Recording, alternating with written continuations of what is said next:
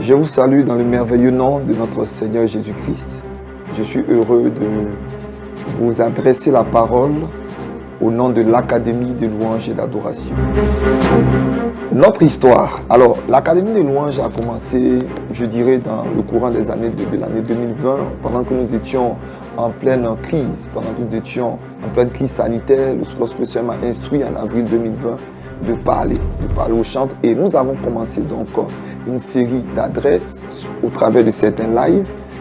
Et à la suite de cela, nous avons débuté avec la Zoom Acadla, qui était une académie sur Zoom. Nous avons eu une cinquantaine d'étudiants ici en Côte d'Ivoire et répartis un peu dans le monde, et avec lesquels nous avons partagé sur plusieurs sujets. Cette toute première promotion pionnière était purement digitale parce que nous ne nous voyons pas en présentiel et tout s'est passé en ligne. Mais à partir de l'année 2022, nous avons commencé avec la toute première promotion en présentiel, qui est la promotion donc de janvier 2022 à mars 2022, avec laquelle nous avons commencé à proprement dit l'Académie de louanges avec encore une cinquantaine d'étudiants. Nous avons été vraiment enrichis, vraiment bénis, et les étudiants peuvent le témoigner, les académiciens peuvent le témoigner, tous ceux qui ont pris ces cours, qui ont pris ces modules, leur vie, leur ministère a été profondément impacté. Nous croyons que c'est une sémence qu'ils ont reçue et qui sera un très très grand investissement. Qu'est-ce que l'Académie de louanges et d'adoration? Nous avons reçu du Seigneur ce fardeau, cette vision de former et d'équiper et de perfectionner, je dirais aussi, spirituellement les chantres. Nous avons réalisé, après plusieurs années, une trentaine d'années que Dieu nous a donné d'exercer dans ce ministère, que le besoin le plus impérieux en ce qui concerne un chantre, un musicien, est sa formation spirituelle.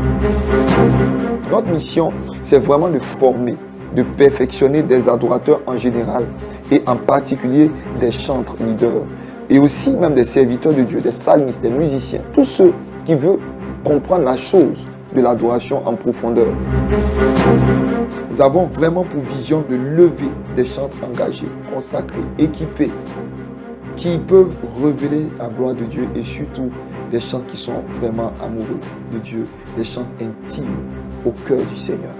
Et pour cela, nous offrons une formation qui a été étudiée pour répondre aux besoins spécifiques des chantres. Je crois que le temps n'est plus aux récriminations, le temps n'est plus aux plaintes. Les hommes de Dieu sont formés, les pasteurs sont formés, les chantres ne sont pas formés, mais ils sont beaucoup utilisés. Les chantres sont sollicités pour leur talent, pour leur voix. Ils sont utilisés pour servir Dieu. Mais très peu de personnes se soucient de s'investir spirituellement en eux, alors que c'est le cœur pour un ministère solide, pour un ministère durable et pour un ministère qui aura de l'impact, pour que les nations soient bénies, pour que nos églises puissent devenir plus fortes. Il faut des chantres plus forts. Et la vision de l'Académie de louanges, justement, est de répondre à cette problématique, est d'équiper spirituellement. Je suis musicien depuis une trentaine d'années. Mais j'ai réalisé après tant d'années de musique que la musique ne peut pas remplacer la parole de Dieu. La musique ne peut pas remplacer la communion avec le Saint-Esprit. La musique ne peut pas remplacer le fait d'avoir un caractère forgé. Non. Un chantre, un excellent chantre est d'abord un serviteur de Dieu. Et nous croyons qu'en tant que des serviteurs de Dieu, nous devons avoir le souci de leur formation. Et voilà pourquoi nous avons, par l'amour de Dieu, ouvert l'Académie de louanges. Alors, nous avons opté pour une formule qui s'étend sur 3 mois, 4 jours de cours par mois. Mercredi, jeudi et vendredi, en soirée de 19h à 21h. Et le samedi, de 9h à 17h. Nous aurons des masterclass, des ateliers et nous prenons le temps d'aborder différents sujets. Nous avons plusieurs sessions. Alors, j'explique un peu comment est-ce que nous fonctionnons, notre système de fonctionnement. Nous avons réalisé que les chantres, et j'en parlais récemment avec un autre serviteur de Dieu qui me disait, mais pasteur, vous savez que les chantres sont très occupés, vous savez que les chantres ont beaucoup... J'ai dit oui, justement, et c'est pour cela que nous avons réfléchi à une formule. Nous ne pouvons pas les immobiliser pendant des mois et des mois et des mois, ce qui ne serait pas évident. Alors, nous proposons une formule assez légère, mais condensée. En 35 à 40 heures, nous donnons des éléments essentiels autour de 9 modules clés. Les cours se déroulent comme suit. Le premier module, c'est les fondements bibliques de la louange ou la louange et l'adoration selon le modèle divin. C'est le module 1. Le module 2, l'identité du chantre et la nécessité de sa guérison intérieure. L'identité du chantre et la nécessité de sa guérison intérieure.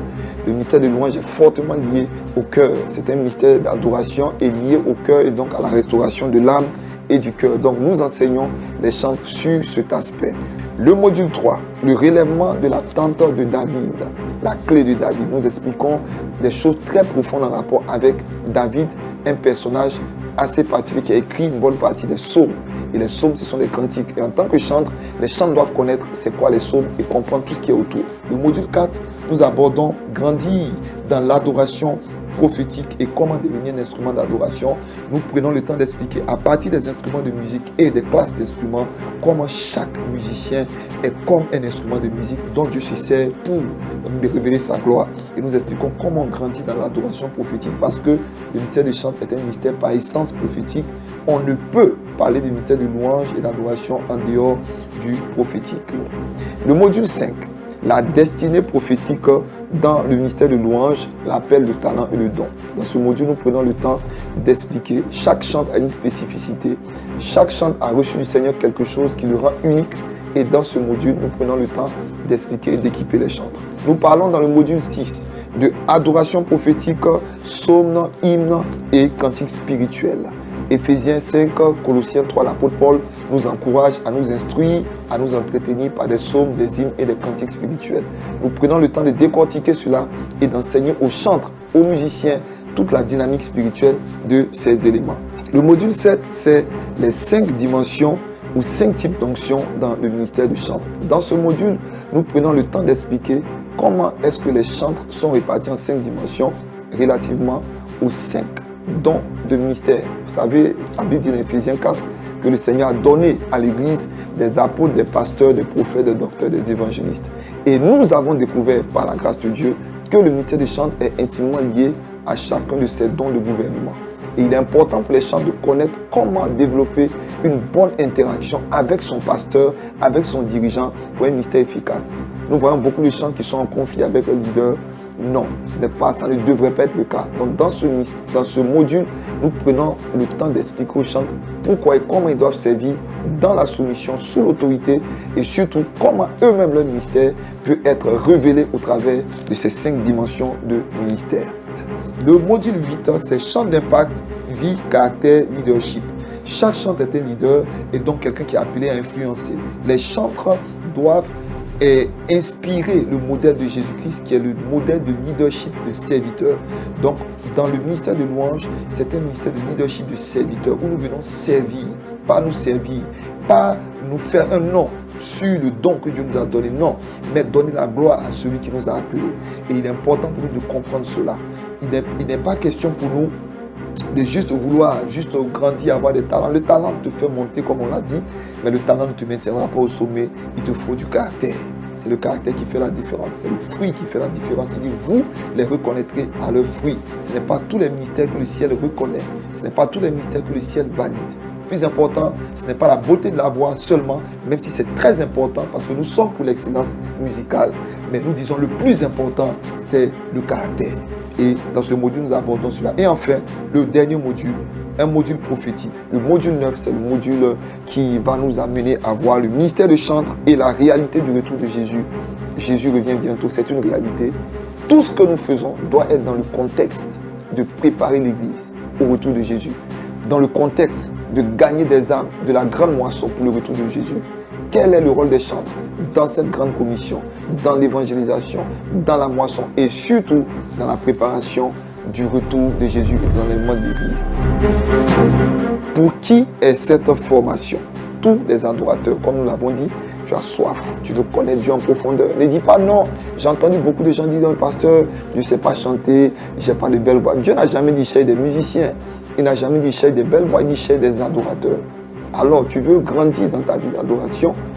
Alors, rejoins-moi à l'Académie de louange. Parce que tu es aussi un étudiant dans l'adoration. Tu as besoin de comprendre comment adorer Dieu, comment conduire même un temps de louange et d'adoration dans ta famille, dans ton quartier et tout ça. Alors, nous vous invitons à nous rejoindre à l'Académie de louange. Je vais m'adresser aux serviteurs de Dieu, aux pasteurs, leaders, ministres de Dieu. Vous savez les défis auxquels nous sommes confrontés dans le cadre de la gestion de nos équipes de louanges, de nos chorales, de nos musiciens, de nos chantres, de nos choristes et de toute cette corporation. Ces bien-aimés, comme vous le savez, partagent la chair, je dirais, dans une proportion assez importante. Nous savons tous le rôle prépondérant qu'ils ont au sein d'un culte. Les cultes, ils sont là, ils sont parmi les premiers, ils sont parmi les derniers à partir.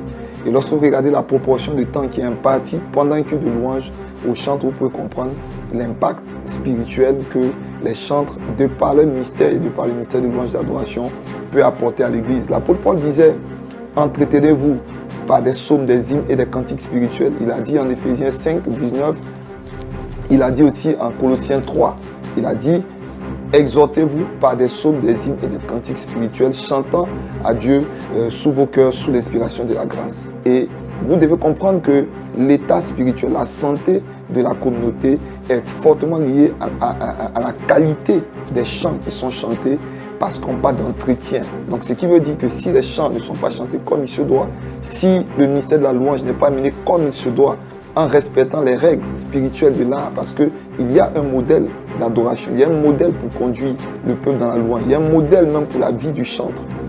Nous croyons que plus que jamais, il est temps que vraiment nous puissions contribuer à investir dans la formation des chantres. C'est pour cela que nous voulons vous lancer cet appel à faire former vos chantres. Je crois que les pasteurs suivent des formations rigoureuses, les apôtres, les prophètes suivent des formations rigoureuses. Il y a énormément d'écoles pastorales théologiques, mais malheureusement les chantres sont, je dirais, un peu négligés. Et voilà pourquoi nous voulons lancer cet appel, un cœur à cœur, aux hommes de Dieu, aux serviteurs. S'il vous plaît, investissez dans les chantres. Ce sont des pierres vivantes qui contribuent à l'édification du corps de Christ.